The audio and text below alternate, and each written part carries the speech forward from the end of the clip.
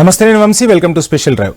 దేశంలో కాంగ్రెస్ అధికారంలో ఉన్న రాష్ట్రాలు మూడే మూడు. వాటిలో కర్ణాటక, హిమాచల్ ప్రదేశ్, తెలంగాణ రాష్ట్రాలు. ఇప్పుడు కర్ణాటకలో కూడా పలు నాటకీయ పరిణామాలు చోటు చేసుకుంటున్నాయి. అక్కడ కాంగ్రెస్ సీఎం ను మార్చే ఛాన్స్ ఉందంటూ పెద్ద ఎత్తున చర్చ సాగుతుంది. ప్రస్తుత డిప్యూటీ సీఎం డీకే శివకుమార్ కు సీఎం పదవి దక్కుతుందంటూ కొంతకాలంగా ఆ రాష్ట్ర రాజకీయ వర్గాల్లో ఊహాగానాలైతే వినిపిస్తున్నాయి. ఈ క్రమంలోనే తాజాగా కర్ణాటక కాంగ్రెస్ ఎమ్మెల్యే ఇక్బాల్ హుసేన్ ఇదే విషయాన్ని తెరపైకి తీసుకొచ్చారు. రాష్ట్ర రాజకీయాల్లోనే కాకుండా దేశవ్యాప్తంగా కర్ణాటక సీఎం కుర్చీ ఇప్పుడు వార్తల్లో నిలిచింది. మరో 2-3 నెలల్లో డీకే శివకుమార్ కర్ణాటక ముఖ్యమంత్రిగా బాధ్యతలు స్వీకరించే అవకాశం ఉందంటూ బాంబు పేల్చేశారు. అంతేకాదు రాష్ట్రంలోని పలువురు కాంగ్రెస్ నేతలు ఈ అంశాన్ని ప్రస్తావిస్తుండడం ఇప్పుడు ఆసక్తి రేపుతోంది.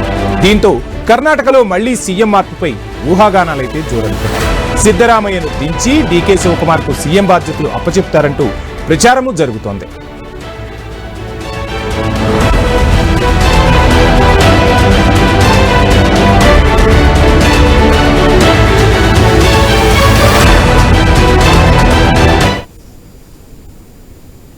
ఇక మరో సీనియర్ నేత దేశపాండే మాత్రం ప్రస్తుత సీఎం సిద్ధరామయ్యే 5 ఏళ్లు పదవిలో కొనసాగుతారని కుండబద్దలు కొడుతున్నారు.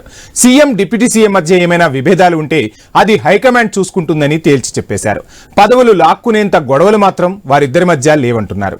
అయితే 2023లో జరిగిన అసెంబ్లీ ఎన్నికల తర్వాత సీఎం పదవిపై రాష్ట్ర కాంగ్రెస్ లో తీవ్రస్థాయిలోనే చర్చ సాగింది. సిద్ధరామయ్య, డీకే శివకుమార్లు చెరో 2.5 ఏళ్ల పాటు పదవిలో కొనసాగేలా అంగీకారానికి వచ్చారనే ప్రచారము అప్పట్లో జరిగింది. తాను ఎప్పటికైనా సీఎం పదవిని స్వీకరిస్తానని శివకుమార్ కూడా బహిరంగంగానే చెబుతున్నారు. లేటెస్ట్ గా రాష్ట్రంలోని పలువురు కాంగ్రెస్ నేతలు ఈ అంశాన్ని ప్రస్తావిస్తుండడం ఇప్పుడు ఆసక్తి రేపుతోంది.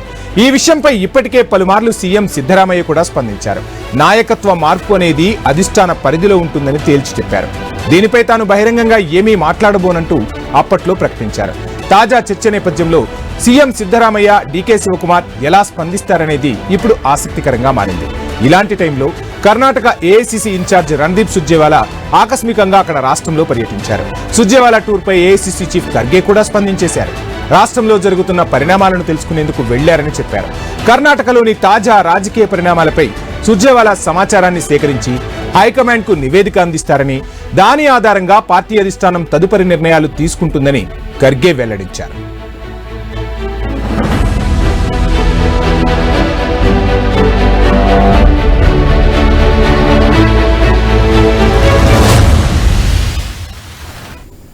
అంటే సుర్జేవాలా ఇచ్చే రిపోర్ట్ పైనే సిద్ధరామయ్య భవితవ్యం ఆధారపడి ఉంటుందన్నది క్లారిటీ ఇచ్చింది. అంటే ముందస్తు ఒప్పందం మేరకు సిద్ధరామయ్యను మార్చి డీకే శివప్రసాద్ కు పట్టం కట్టబెడతారా, లేక డీకేను బుజ్జగించి దారిలోకి తెచ్చుకుంటారా అన్న ప్రశ్నలు రేకెత్తుతున్నాయి. అలాంటిది ఇప్పుడు రాష్ట్రంలో ప్రజా వ్యతిరేకతను మూటగట్టుకుంటున్న సిద్ధరామయ్య ప్రభుత్వాన్ని మార్చాలన్న నిర్ణయంలో హైకమాండ్ ఉన్నట్లు తెలుస్తోంది.